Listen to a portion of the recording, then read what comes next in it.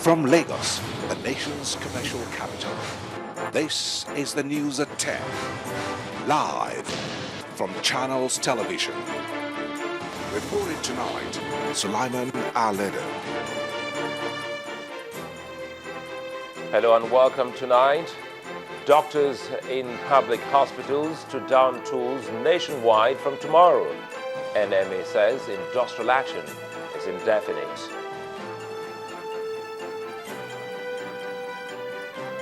Federal government vows to remain focused on its developmental goals in the face of the security challenges in the country.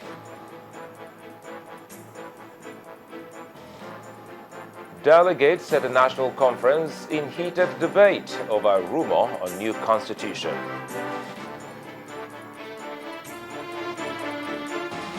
And the bodies of 3 Israeli teenagers kidnapped in the West Bank found near the village of Halhom. And on business news tonight, Nigeria's external reserves dipped by $1.03 billion from $36.81 billion recorded on June 2nd.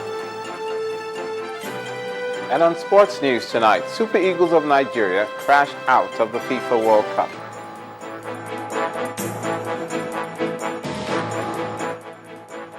I'm Gloria Umezuke, and from Abuja, police warn lawmakers in Edo State against sitting separately in the hallowed chambers of the Assembly.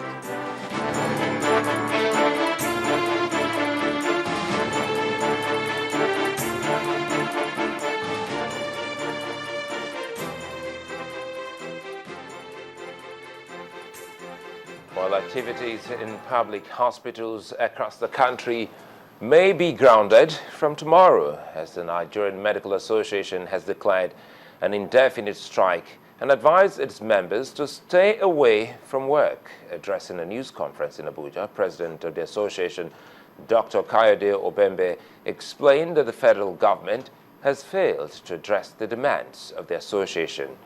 He added that the NMA has been forced to take the action in order to save the health care delivery in the country from anarchy that is imminent. Emergency delegates meeting of the Nigerian Medical Association that met last Saturday has directed all doctors in the country to down tools as from 0010 hours of the 1st of July 2014, which is tomorrow morning. I'm now going to advise and also instruct that everybody in this country should please prevail on government to remove the sufferings of the common man by acceding to the demands of doctors. To make sure the job is easy for the government, we have prepared what we call minimum endpoint for restoration of sustainable sanity in patient care in Nigerian hospitals. And this will be made available to the press. So there is no doubt about what exactly the doctors are asking for and what we expect the government to do. Number one is the issue of deputy C marks in teaching hospitals. We are reasonably convinced that the government has not yielded to our decision on that issue. Well, despite the security challenges facing Nigeria, the country remains a top investment destination in the world. This is according to the Vice President, Namadi Sambo, at the opening ceremony of the 16th edition of the Honorary International Investor Council in the Presidential Villa, Abuja. He further gave the assurance that security forces are confronting the situation to prevent any threat to investments in the country. State House correspondent Chukuma Onekusi has the report. It is their first meeting since the rebasing of the economy. and Vice President Namadi Sambo, representing President Goodluck Jonathan, reviewed what has happened so far despite the challenges. Our reform efforts are producing... He said the transformation agenda of the administration is on course, promising that government will take all necessary steps to enhance security as well as competitiveness of Nigerian enterprises. This administration remains committed to ensuring the security of lives and property of our citizens and all those that live in our country. Our security forces are confronting terrorism and any insurgency that seek to undermine the security of the nation. We will remain unyielding and will continue to reinforce our defenses so as to rid our country of terrorism and the forces of evil that threatens our peace. Baroness Linda Chalker is the coordinator of the council. She is worried that education in Nigeria is still at a very low level and that everybody in this room will give suggestions as to how to make power and education to work.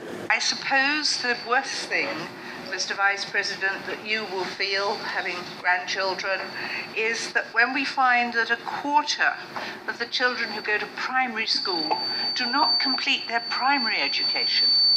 That tells us a lot about the problems that the country may not have today to the same degree, but is going to have in the years ahead. So that's why the Council, Mr. Vice President, wanted to focus on education.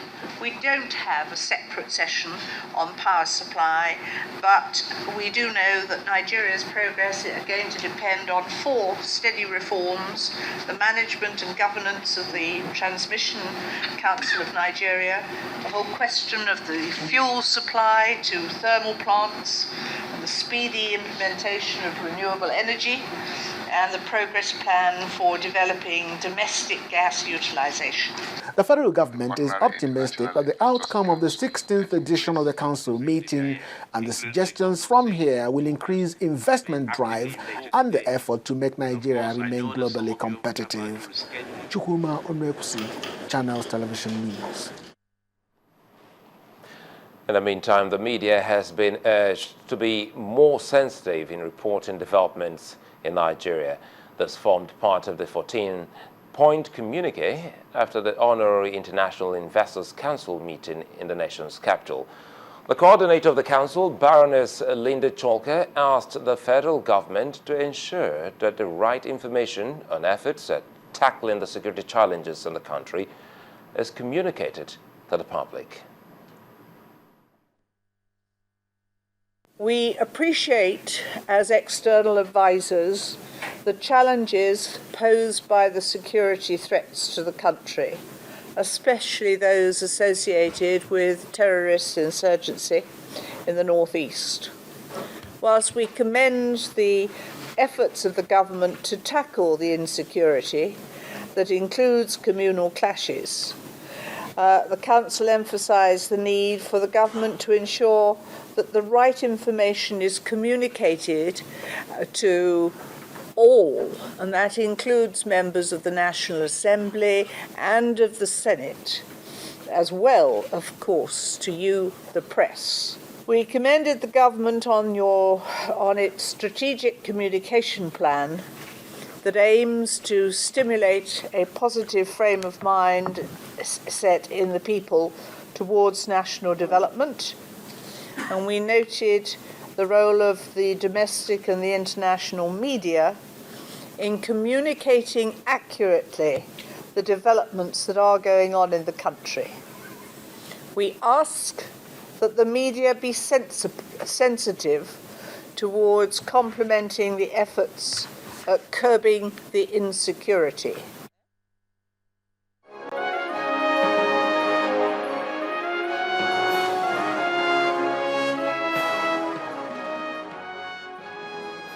The campaigners calling for the release of the abducted schoolgirls are poised to stage another protest to military and government authorities to ask questions on what is being done for the release of the girls.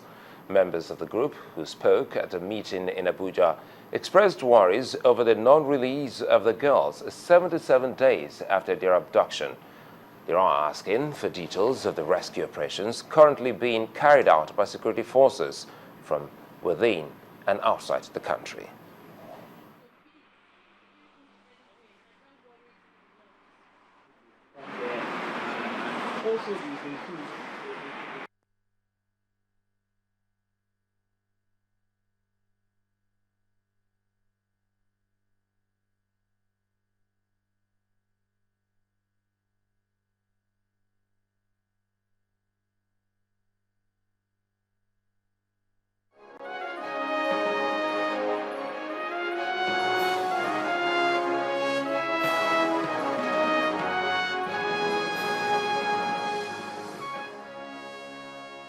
Well, we apologize for that glitch and that film report.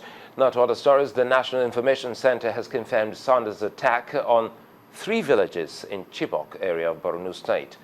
The coordinator of the center, Mr. Mike Omeri, said the villages, Kautukeri, Kwada and Brinjuzu, 10 kilometers from Chibok, where over 200 schoolgirls were abducted in April.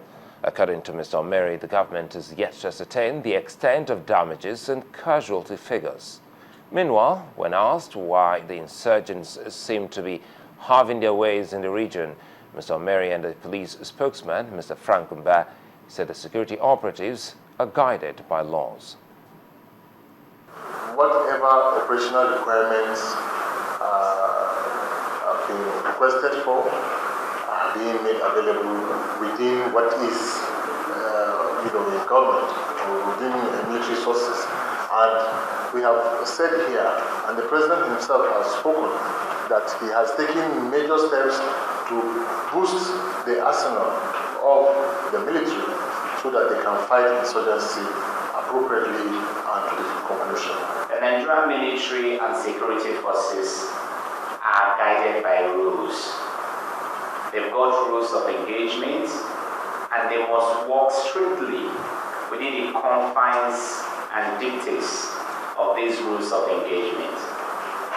The insurgents, because they are criminals, they are a band of rogues and criminals, they don't operate within the confines of the law. They are not regulated by rules of engagement. So they engage in acts that are clearly criminal. The organization is clearly criminal. Their modus operandi clearly criminal. Well, in part 2, after the break, police in Lagos clamped down on motorists using tinted glass without approval. That's in a moment. Stay with us.